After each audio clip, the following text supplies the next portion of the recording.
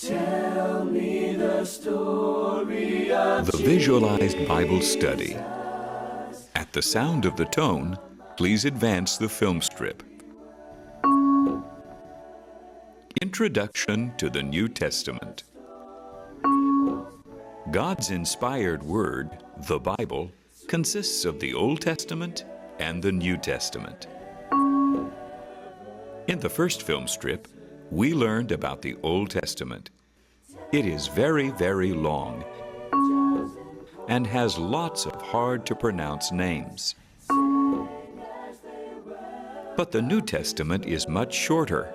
It begins with 4 Gospels that tell the story of Jesus. The first of these is called Matthew. That's because a man named Matthew wrote it. Matthew, who was also called Levi, was a Jewish tax collector. When Jesus called him, he left his business and followed Jesus. After the Lord's death, he recorded the story of Christ's life in his gospel, called, appropriately, the Gospel according to Matthew.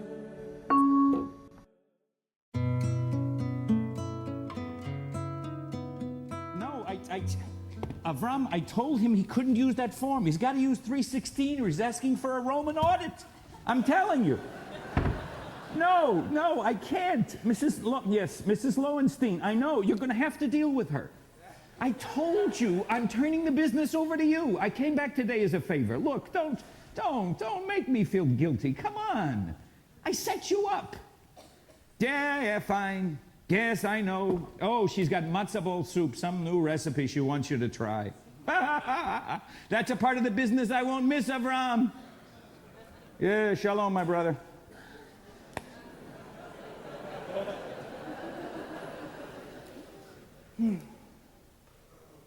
A friend of mine said the other day, how does it feel? You know, being out of the business. I told him, I'm not out of the business. I'm in the business. I don't think my father, rest his soul, would have understood. He was so excited when everything worked out for me to work for the Romans, and then, he said, this is your big opportunity. Don't blow it. You've got the world in your hands. The Jews have to come to you, the Romans have to work with you. I mean, what more could you ask for?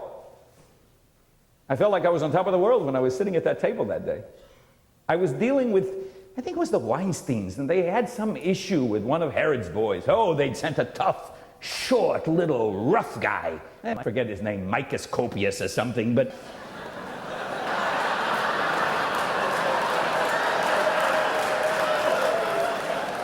I'm sitting there at the table, dealing with this Gentile and trying to make these people understand you've got to work together. When the mumble through the crowd started, you know that buzz, that kind of thing you hear and you know something's going on. It's a stoning. No, wait, there's an announcement. But the crowds just parted and a rabbi walked toward me, looking right at me. Now, you need to know, when the Jews come to talk to me, they have one of 2 looks in their eyes. One of them is, oh, Levi, can you help? Look, please. The other is, ugh, I have to deal with you today. Roman conspirator. Neither look makes me feel really, really great. But there was a whole different look in his eye. There was a look like he was looking right through me. Like he didn't care who I was or what I had. There was a look that broke my heart.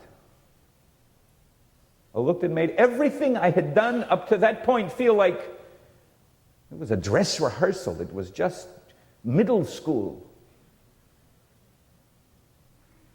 And then he smiled. He winked at me. Follow me? You know, whenever I wrote that, people think it's a command, like, you, follow me! No. He looked at me and said,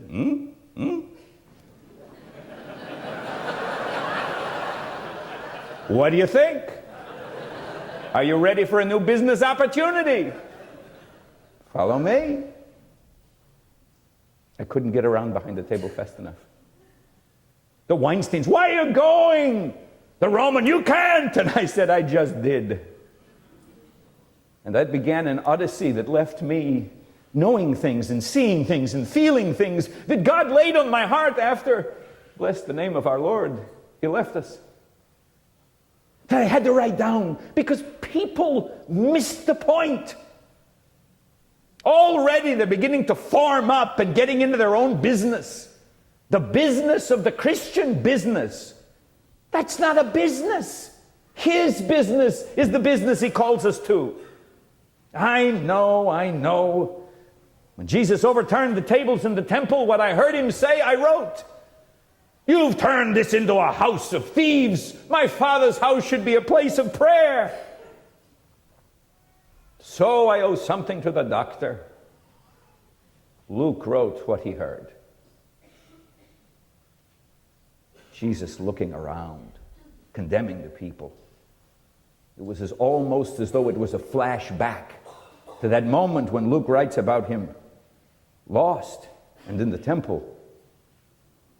He wasn't lost. The rest of us were. He was the only one who was found. When his mother grabs him and says, where have you been? He said, I had to be about my Father's business. Do you understand? From the very beginning, He came with a business plan. He came with a focus and a purpose. But even as I wrote, people missed it. The genealogy. Oy. Peter tells Mark, just start with John the Baptist, forget the rest of it. How can you forget the rest of it?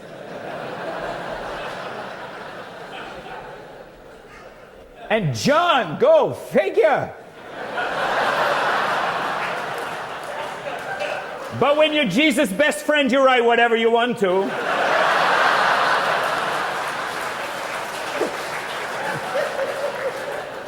It didn't happen in that order. So I wrote, I said, this is the son of Abraham, this is the son of David. But surely you read, surely you noticed when you read that, who pops up in there? There are 4 women. Even as I think about it, I laugh. None of these women could have made it to round 1 on The Apprentice. Every single one of them is a bad investment. Tamar dresses up like a hooker to seduce her father. Rahab was a hooker. Ruth. I know. You said, Ruth, wonderful Ruth. Remember where the Moabites come from? An incestual relationship. It's not the kind of thing you put on your resume. It's not what you put out front when you say, know who I am, look at my family lineage. And then, of course, I know I didn't use her name. I just couldn't bring myself to. Uriah's wife. If there was ever a black sheep you don't want in the front row in the family photo, it's Uriah's wife. But I had to put her there. I had to put her there so that the world would look and say, what a mess! This is such a mess! What could come out of this mess? It was the message of God to bring the Messiah out of the mess. That's what He came for. He did not come to say, hey, such a mess. When you get that cleaned up, I'll talk to you. No! He came in the mess. His father's wanting to run off the job before he's not even born. There's no place for him to lay his head. They couldn't even afford a Motel 6. He's born in a doghouse. Scoot over, Fido. The King of Kings is coming. It's a mess. The whole story is a wonderful divine mess. So that when we see the Messiah, we will say, you are holy and mighty and wonderful and glorious.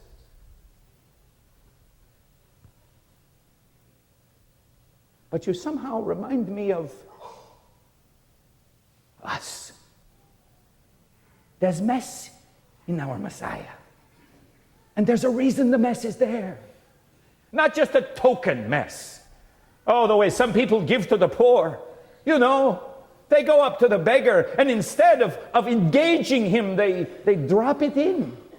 Now there's a whole thing people are doing in Jerusalem. They're giving it to someone else. They say, here, take this to the beggar for me. It's a whole system. Soon, I imagine they'll be able to just, drop it someplace in a plate, and it will magically get there to the needy.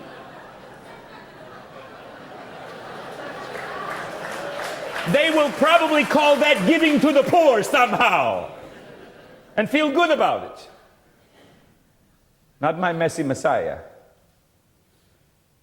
No, he lived and ate with the mess. And when he called this mess, I had a few friends from the business over. They brought some friends. One thing led to another. There was wine, And then I saw him peeking through the window, peering in and looking, counting the heads of how many tax collectors were in the room. And the murmuring outside caught my Lord's attention. And when he stepped to the door and said, "You want to come in? Room at the table." They swole up like a rooster in a pen and said, "Oh no. We just wonder why you eat with a mess." Hadn't they learned? You don't ask him questions like that. You spit in the sky, it falls on your face.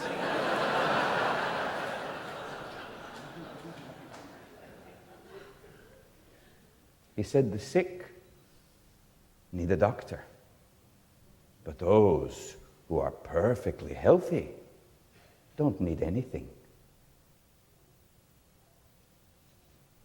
I bit my lip.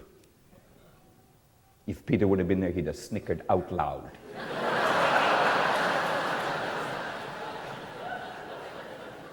But I wrote it in my mind because that's the Messiah's business. Get out there with the sick. Get out there with a leper. But you see, the problem is these men were standing there thinking they weren't a mess. They thought they had no mess. The reason? Because they were religious. Because they prayed. Because they fasted. But when the messy Messiah looks at you and simply says, "You follow God. You follow God." You can't help but drop your eyes and say, "Well, I try. I want to. Oh dear God, the truth is I'm a mess." And that's the moment. That's the moment you're ready for the business. Nobody can get into the business until you're willing to say, "I am a mess." You see, if you don't have a mess, what do you need with a Messiah?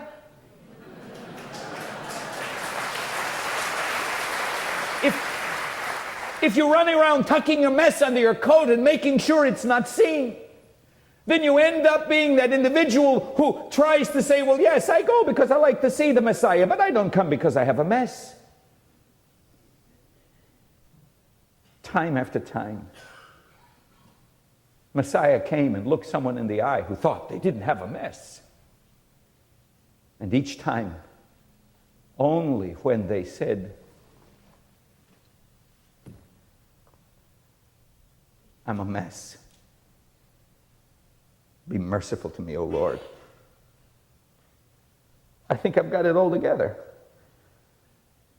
I've said the prayers. I've gone to the temple.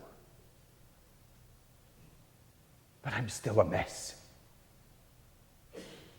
Heaven lights up, and the doors of the business of the King are flung open. And he says, "Now we can do business." That's why I wanted to make sure you see there's mess in our Messiah. He comes from it.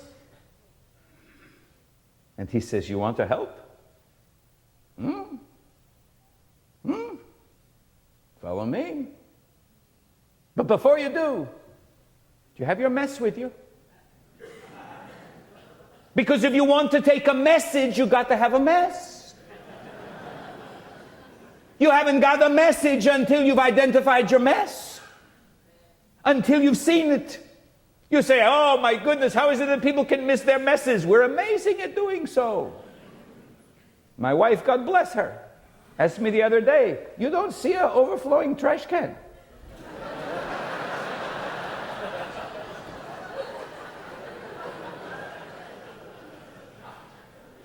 My father used to tell me, one of the most foolish things you can do is miss the obvious. He loved to tell the one about the fellow who goes down to the restaurant to eat, sits down for his soup, calls the waiter over and says, waiter, taste my soup. The waiter says, what's wrong? Is it too cold? I'll get you some more. He said, no, taste my soup. Is it too hot? I understand. Taste the soup. Is it too salty? Will you just taste the soup? The waiter says, okay. Where's your spoon? The guy says, aha!